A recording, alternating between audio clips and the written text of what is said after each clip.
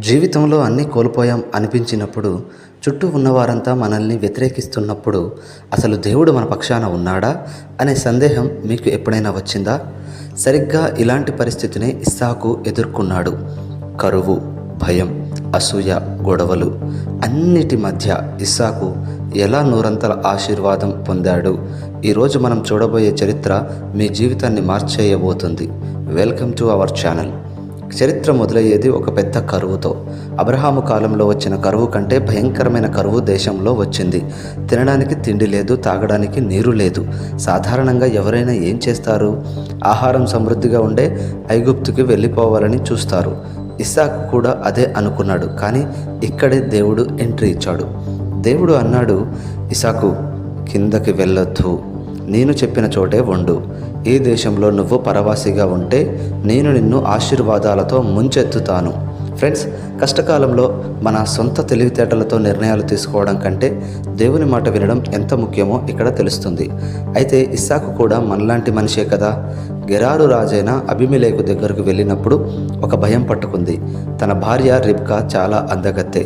ఆమె కోసం తనని చంపేస్తారేమో అని భయపడి ఈమె నా చెల్లెలు అని అబద్ధం చెప్పాడు. కానీ సత్యం ఎప్పుడు దాగదు. ఒకరోజు కిటికీలో నుండి అబీమెలెకు చూశాడు ఇస్సాకు రిబ్కాతో సరసమాడడం. రాజు షాక్ అయ్యాడు.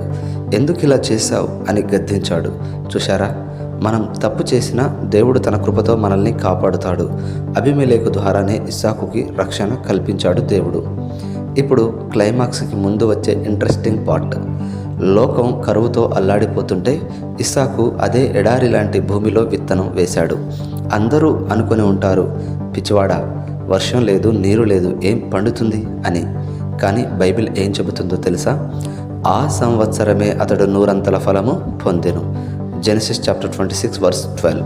ఎందుకంటే దేవుడు అతనిని ఆశీర్వదించాడు. ఎంతలా అంటే ఆ దేశపు రాజు కంటే ఇస్సాకు బలవంతుడైపోయాడు. ఇక్కడే అసూయ మొదలైంది. ఫిలిస్తీయులు ఓర్వలేకపోయారు. అబ్రహాము తవ్వించిన బావులన్నీ మట్టితో పూడ్చేశారు. ఇస్సాకుని ఊరు నుండి పంపించేశారు. ఇస్సాకు గొడవ పడలేదు.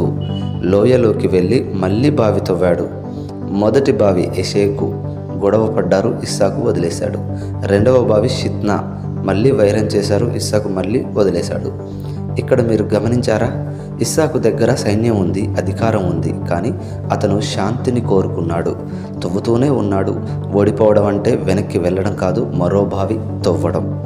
చివరికి మూడవ బావి తవ్వినప్పుడు ఎవరూ గొడవ పడలేదు. దానికి ఆయన రహేబోతు అని పేరు పెట్టాడు. అంటే ఇప్పుడు యెహోవా మనకు ఎడము అంటే విశాలత కలగజేసి ఉన్నాడు.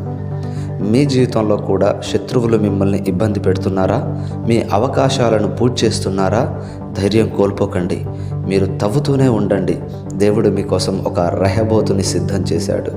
చివరిగా ఒక అద్భుతం జరిగింది.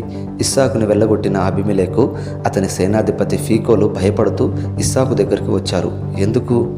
ఎందుకంటే యెహోవా నీకు తోడై ఉన్నాడని మాకు అర్థమైంది, మాతో సంధి చేసుకో అని అడిగారు.